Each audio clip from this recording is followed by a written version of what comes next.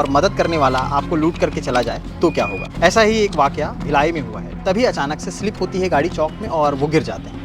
गिरने के बाद वहाँ पर एक शख्स था जो अनजान था, जिसे ना अमित जानते थे ना वो अमित को जानता था। हॉस्पिटल है, उसका खर्चा करना है, इस तरह से उसने उससे 50,000 रुपये अपने किसी परिचित के अकाउंट में ट्रांसफ़र कर लिए थे।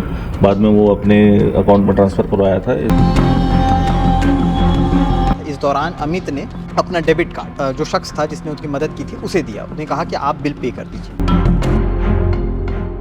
सबसे बड़ा धर्म इंसानियत माना जाता है और अनजान व्यक्ति की मदद करना ही असल इंसानियत है। लेकिन सोचिए कि आप किसी की मदद कर रहे हैं और मदद करने वाला आपको लूट करके चला जाए तो क्या होगा।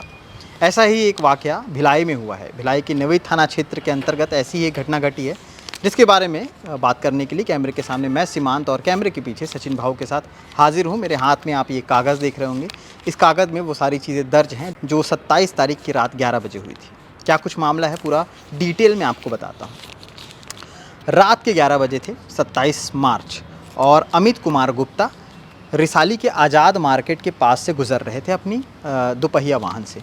तभी अचानक से स्लिप होती है गाड़ी चौक में और वो गिर जाते हैं। गिरने के बाद वहाँ पर एक शख्स था जो अनजान था, जिसे ना अमित जानते थे ना वो अमित को जानता था।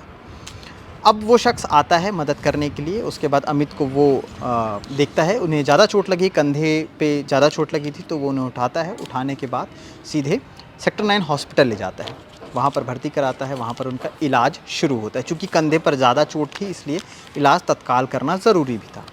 अनजान व्यक्ति था और ऐसे समय में जब आपके साथ इस तरह की स्थिति हो, अनजान इतना मदद करे, तो एक तरफ तो सतर्क रहेंगे ही, दूसरी तरफ एक ये रहेगा कि आसपास कोई है नहीं, ये इतना मदद कर रहा है, तो आप उसके ऊपर आश्रित हो जाएंगे। बिल्कुल अमित भी वैसा ही हो गए। इलाज की प्रक्रिया चल रही थी। इसी दौरान जो हॉस्पिटल का जो बिल होता है पे करने का, वो करना था, वो जमा करना था। इस दौरान अमित ने अपना डेबिट कार्ड जो शख्स था जिसने उसकी मदद की थी उसे दिया। उन्हें कहा कि आप बिल पे कर दीजिए। जब वो गया तो हो सकता है कुछ स्वाइप, या फिर हो सकता है कि वो शख्स वहाँ तक गया ही ना होगा जहाँ डेबिट कार्ड ले जा कर के स्वाइप करना था। उसने जा कर के अमित से कहा कि वो इस तरह की कोई दिक्कतें आ रही हैं, इसलिए उनके पेटीएम से वो पैसा इन तक दे दें। तो अमित ने अपना मोबाइल ही उस शख्स को दे दिया और कहा कि ये मेरा पेटीएम है, पेटीएम का ये पिन है, हॉस्पिटल में आप जहाँ बिल पे कर रहे हैं आप वहाँ पर जा कर के कर दीजिए। सबसे पहले तो अमित से उस शख्स ने मोबाइल लिया और मोबाइल लेने के बाद वो बाहर आता है, चूँकि उसने कहा था कि वो बिल पे करने जा रहा है। और इसके दरमियान अमित तो ये देख नहीं पा रहे थे कि बाहर क्या हो रहा है। इसके दरमियान वो अपने चूँकि पिन उसके पास था और पेटीएम भी उसके पास था, तो वो अपने किसी करीबी को वो 50,000 रुपये भेजता है और उसके बाद उस करीबी को कहता है कि तुम मेरे पे बाद में ट्रांसफ़र करना। और इन तमाम प्रक्रियाओं में ये भी पता चला है कि उस शख्स ने अस्पताल के बिल को पे भी किया था। और ये सब होने के बाद वो तत्काल आता है अंदर और अंदर अमित को उसका मोबाइल देता है और तत्काल वहाँ से फ़रार हो जाता है, ज़्यादा बातचीत ना करते।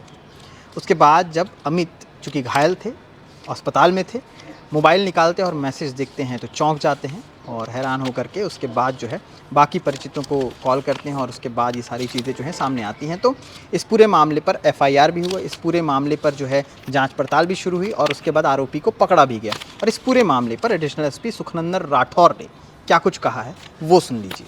दुर्ग जिले के निवई थाना क्षेत्र में एक घटना हुई थी जिसमें एक व्यक्ति घायल हो गया था। उसको एक युवक सहायता देने के नाम पर उसको हॉस्पिटलाइज किया और उसके एटीएम कार्ड पहले लिए। एटीएम कार्ड से जब उसके पैसे नहीं निकले तो उसने आकर के उसके पेटीएम का उपयोग किया और बोला कि आप अपने कोड और ये सब पासवर्ड दे दीजिए, इसमें दवाई लाना है और इसमें बैंक जो हॉस्पिटल है उसका खर्चा करना है। इस तरह से उसने उससे 50,000 रुपये अपने किसी परिचित के अकाउंट में ट्रांसफ़र कर लिए थे। बाद में वो अपने अकाउंट में ट्रांसफ़र करवाया था। इसको गिरफ्तार करके माननीय न्यायालय में पेश किया गया है। तो आजकल अनजानों पे भरोसा, ये तो पहले से ही टैगलाइन बहुत सुनते थे और बहुत बड़े बुजुर्ग ये ज्ञान भी देते थे कि अनजानों पर भरोसा नहीं करते, या फिर कहीं जाते हैं तो बहुत सोच समझ करके कोई भी चीज़ें करें। लेकिन अमित ने जो किया, इस तरह से कई लोग हैं जब इस तरह से चीज़ें होती हैं उनके साथ, वो घायल हो जाते हैं, तो कुछ लोग आते हैं अनजान जो मदद करने की कोशिश करते हैं। इस वाक़ये के बाद से ऐसा हो जाएगा कि अब कोई मदद भी करना चाहे तो भी उसे 10 बार सोचना पड़ेगा, और जो घायल हुआ है उसकी कोई मदद कर रहा है वो भी 10 सवाल खड़े करेगा कि आखिर वो ऐसा क्यों कर रहा है। ये तमाम सारी चीज़ें नवी थाना क्षेत्र के अंतर्गत हुई, जिसके बाद से जांच पड़ताल शुरू हुई और जांच पड़ताल के बाद ये चीज़ें आई। तो अपने आप में एक उदाहरण है कि सतर्क रहें, इसलिए बोलते हैं, और सावधान रहें। अनजान अगर मदद करने आ रहा है तो बहुत सारी चीज़ें हैं, जैसे कि अमित के पास मोबाइल थे तो वो अपने परिचितों को फ़ोन कर सकते थे। हो सकता है कि वो ज़्यादा घायल होंगे, लेकिन ऐसी स्थिति में जब हाथ में मोबाइल होता है तो अमूमन लोग अपने परिचितों को फ़ोन करते हैं और बड़ी बड़ी आसानी से किसी पे भी भरोसा करके अपना मोबाइल, पेटीएम या अपने पिन को नहीं देते हैं। लेकिन अमित ने भी अपनी तरफ से गलती की और इस गलती का खामियाजा अमित को भुगतना पड़ा। आप सतर्क रहें, कहीं आपके साथ इस तरह की स्थिति ना हो। शुक्रिया।